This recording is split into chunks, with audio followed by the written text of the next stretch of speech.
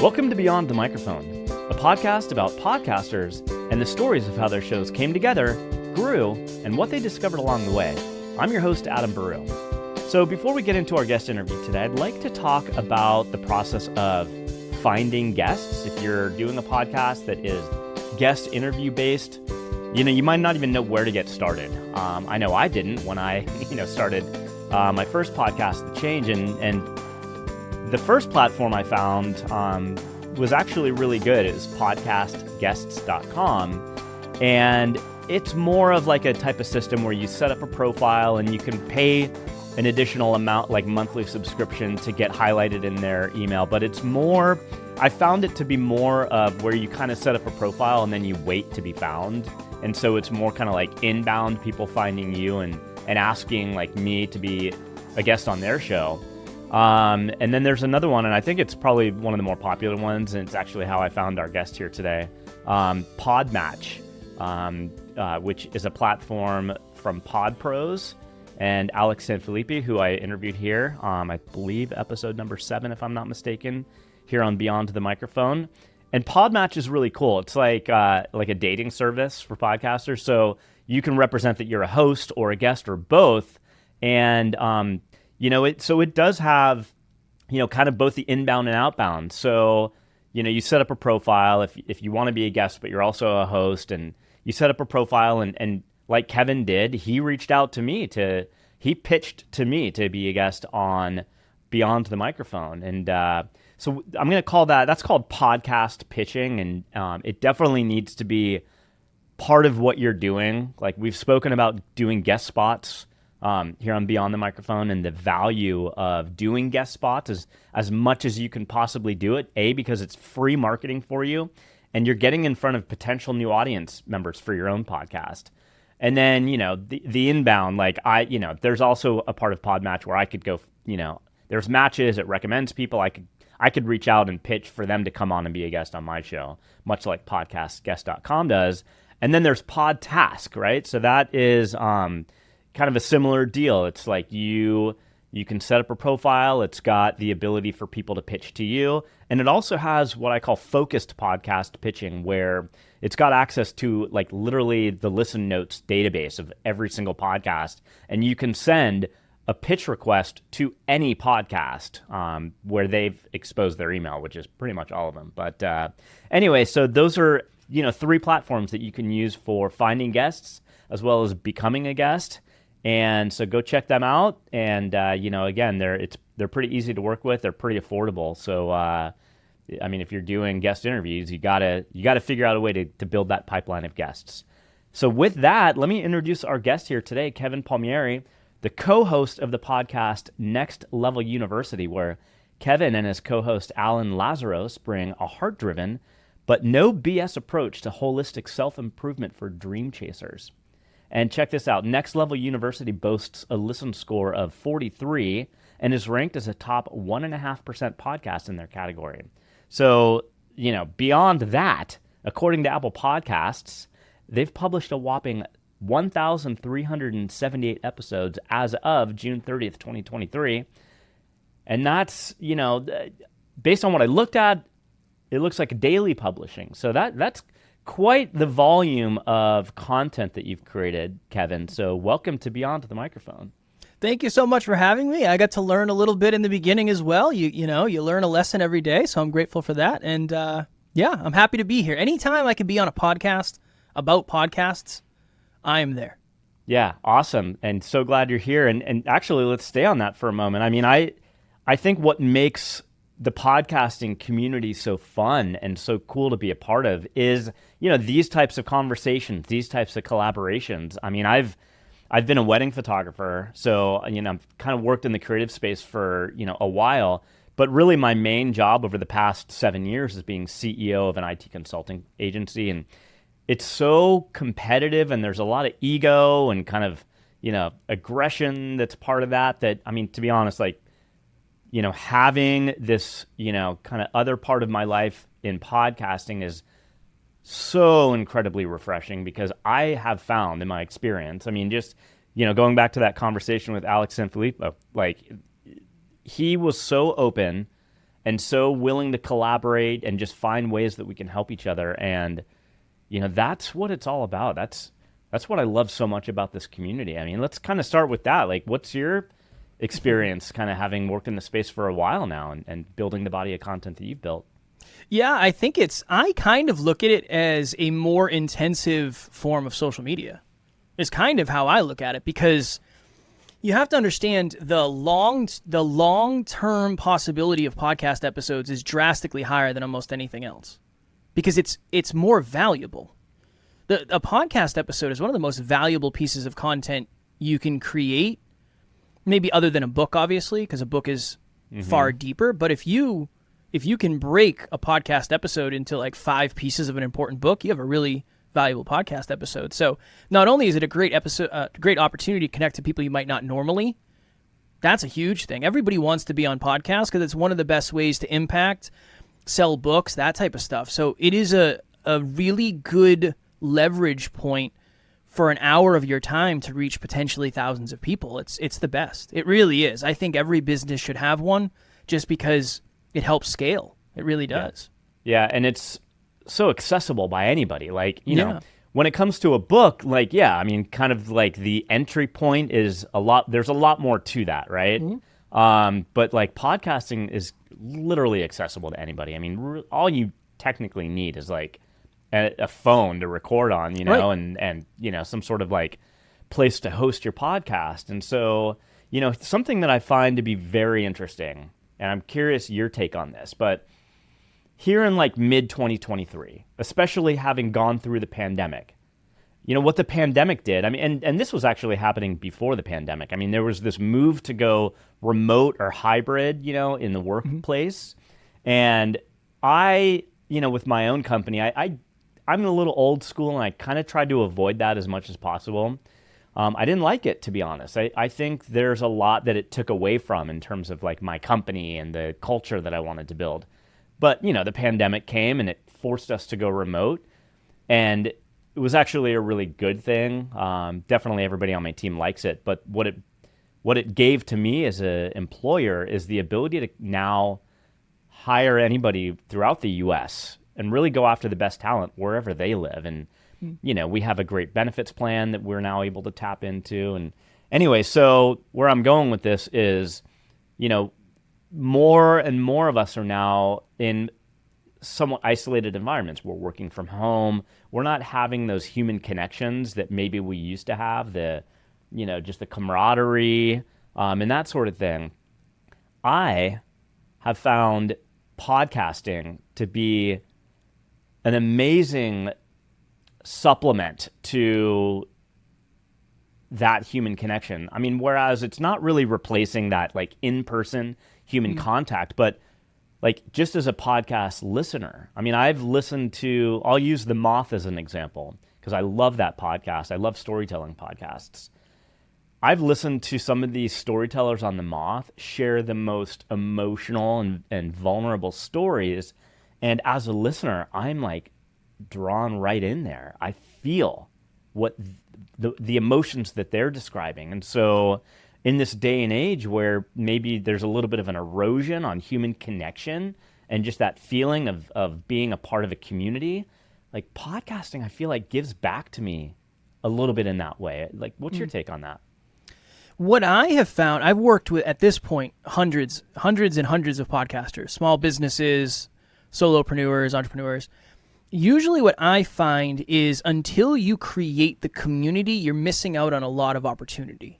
So I always say, I have 3 questions I ask at every level of the business model. Why are people there? What do they expect? And where do they go next? And when it comes to the podcast, we kind of know why they're there. We know what they expect based on our branding and our mission. Where do they go next, though? And a lot of people say, well, I want them to go to my mailing list, or I want them to go to my website. Sure. And it's like, why? Why would they? Well, because I have a lot of stuff on my website. That doesn't matter necessarily. Yeah. I always like to create a group after the podcast, because Adam, you and I could be listening to the same podcast, and unless I come out and say, hey, what are you listening to? And you say The Moth, and I say, oh my goodness, same. You and I would never know we're listening to the same podcast. Right. So not only from the aspect of the creator because you actually get people to self-identify as listeners, but you can connect a lot of your listeners together. And I think when somebody's in a group, it doesn't have to be a Facebook group, but any group, you're nurturing that relationship. You're creating absorption of content. And if somebody's in your Facebook group, they're more likely to listen back to the podcast. So it becomes this wonderful ecosystem of community, which pours back into the podcast. So yeah, it's definitely a good opportunity from what I've seen, but usually people aren't capturing it to the level that they really could. And so, there's like Facebook groups, there's communities that are built up on Circle, LinkedIn communities. Like, do you have, I guess what would be your recommendation for somebody that has a podcast that wants to build a community where they can engage with their listeners and, have a space where listeners can engage with each other on the topic? What's your recommendation? Like Patreon? Like what do you like? I like to go where the users are. That's usually my thought is most people are on Facebook. I'll create a Facebook group. Our audience is primarily emotionally driven, so not a lot of them are going to leverage LinkedIn consistently. But I also have a lot of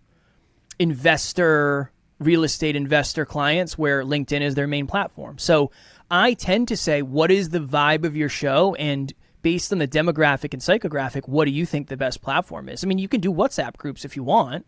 Mm-hmm. I like to go where the audience already is because the barrier to entry is a little bit lower. And instead of getting them to engage in a new behavior, I'm just getting them to make a new choice that day. And I find that that's just a little bit easier. So yeah, I would say understanding your audience is the most important thing anyway for long-term success. Right. When you start to understand, well, I've noticed they're mostly on Facebook. There you go. They're mostly on LinkedIn. There you go. They don't really use social media. Okay, there you go. Then you can kind of go from there and take the next step.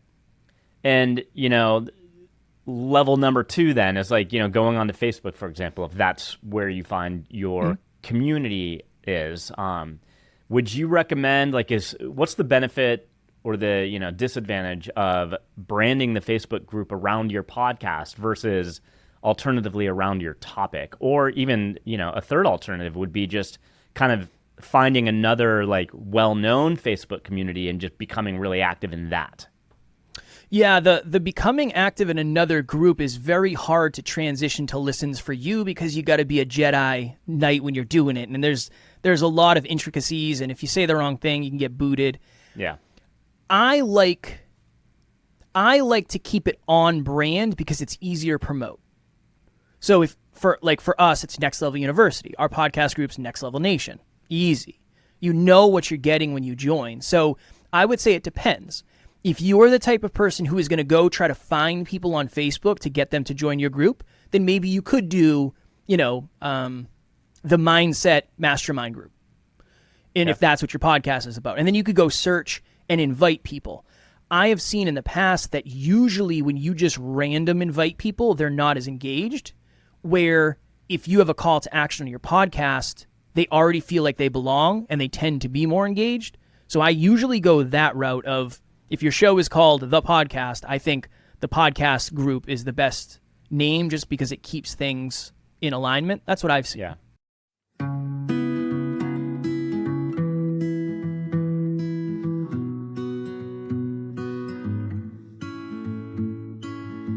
Hey there, fellow podcasters. This is Tori Barker of the Creative Visionaries Podcast, and I'm excited to introduce you to Podtask, the all-in-one platform designed to streamline your workflow and take your show to the next level. If you're tired of feeling overwhelmed by the tasks required to manage your podcast, then check out Podtask, where you can easily streamline your podcasting process and simplify your workflow. Say goodbye to the stress of managing multiple tasks and deadlines, and hello to a more efficient and productive podcasting experience. And it doesn't just stop there. Podtask also offers AI-based marketing tools that give your podcast a competitive edge. As a fellow podcaster, I know from experience how important it is to have a reliable and efficient tool like Podtask to keep you on track. It helps save me so much time in post-production, which allows me to focus on what really matters, creating great content for my listeners. So if you're ready to take your podcast to the next level, head over to podtask.com and sign up for a free forever plan and get started today.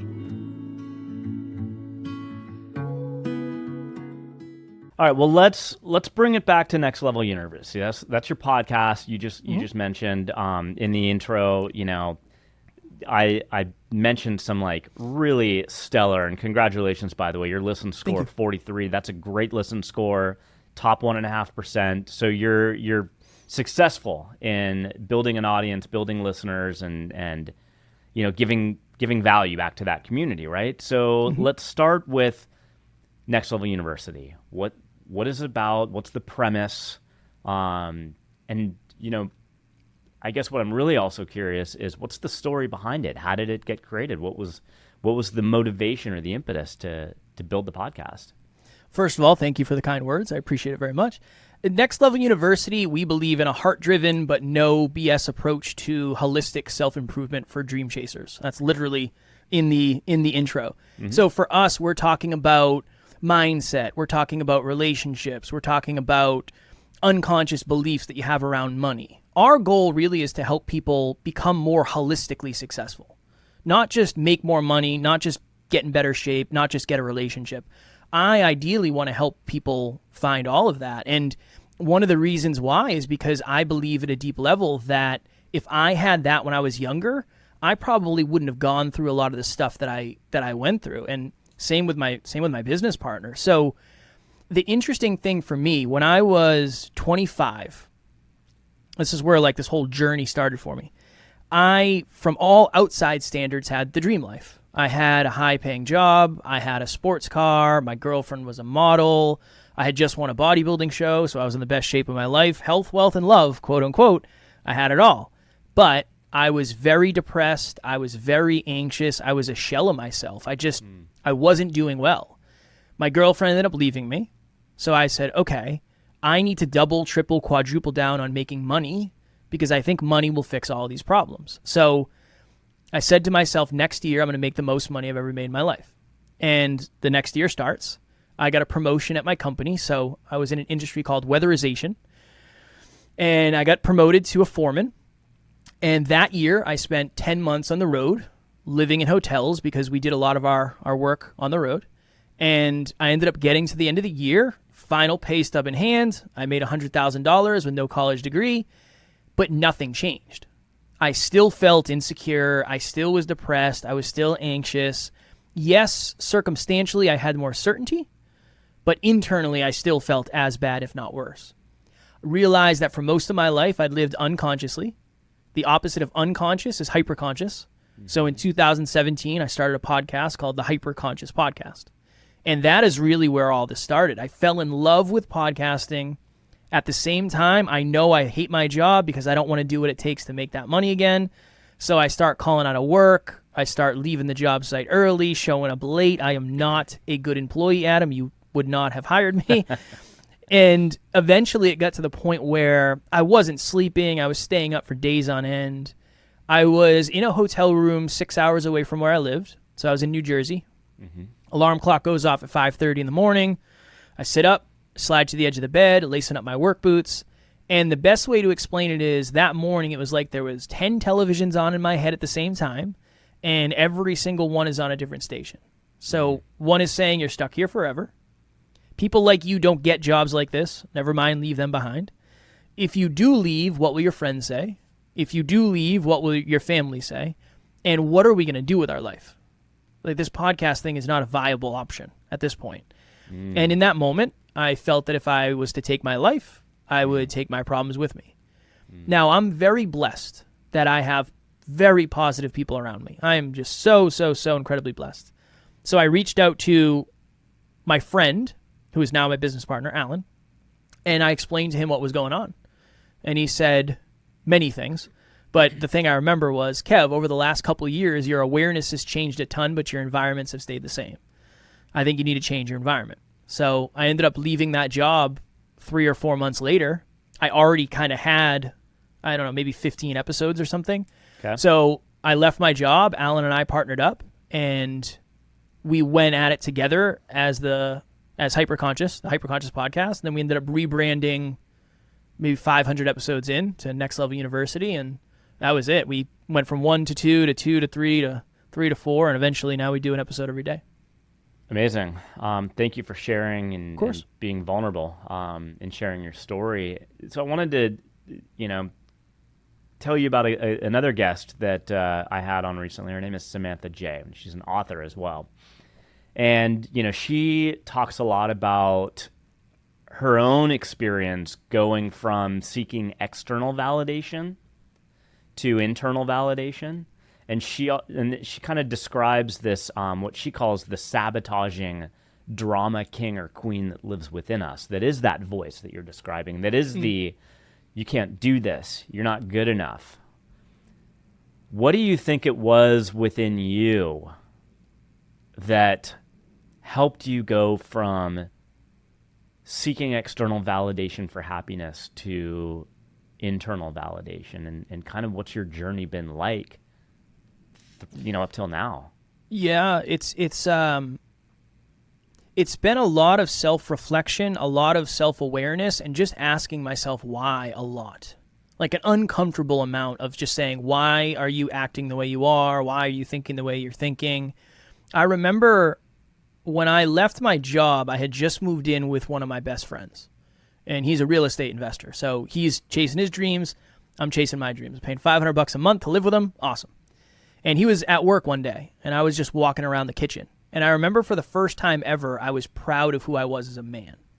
I was the brokest I'd ever been. I was as single as possible, and nobody was listening to the podcast. So I had no external results. But I still was very, very fulfilled, and I was very, very proud of myself. It's interesting because it kind of took me losing everything, in a way, to realize that I didn't really need all of that to feel good about me. Yeah. That really was the beginning of the journey for me, where it was like, oh, this podcast it's not about money. It's not about followers. It's not about any of that. For me, it's about impact. And if I'm going to impact people at a deep level, I first have to figure out how to work on me. I got to fix my own stuff before I teach anybody how to fix their stuff. Yeah. So that really was it for me. And then as I started to look in the mirror and as I started to get feedback, I started to become more confident as myself. And I started to feel even more of the fulfillment, and everything started to make a little bit more sense. And then when this became like a viable thing where I actually started making money, it was like, wow, if I could do this forever, if I could do what I'm doing today forever, I would be the most fulfilled person in the world because I get to do what I love. I genuinely do. Now, it's still hard, and I still have days where it sucks, and I'm tired, and I'm stressed out. But the problems I have today are the problems I wished for 5 years ago. Right? And it's very important for me to remember that. So, yeah, it's really been the podcast. The interesting thing about a podcast is you're going to learn a lot. And if you're trying to make it into a business, you're going to have to learn about business and interviewing and speaking. If you're in the industry that we're in, you're going to learn more about yourself. And I think that's a wonderful thing long term. But in the short run, it can be uncomfortable and triggering at times. You just gave me a great segue. So real quickly before we go there, I wanted to point out something profound, I think, that Alex, Sanfilippo, when he was on, that he and I discussed, which is, this kind of pod fade that happens with people that have been doing it. Kind of you get to like the year mark and you start to get burned out. And I think it's part of this journey of like, a lot of people get into it with passion and purpose, and they're out to kind of change the world and make an impact, right? And that's how you start out. And somehow, somewhere along the way, and I think part of it is just, you get busy and you kind of want to make it your life's work, but at the same time, it starts to consume a lot of time. It's expensive.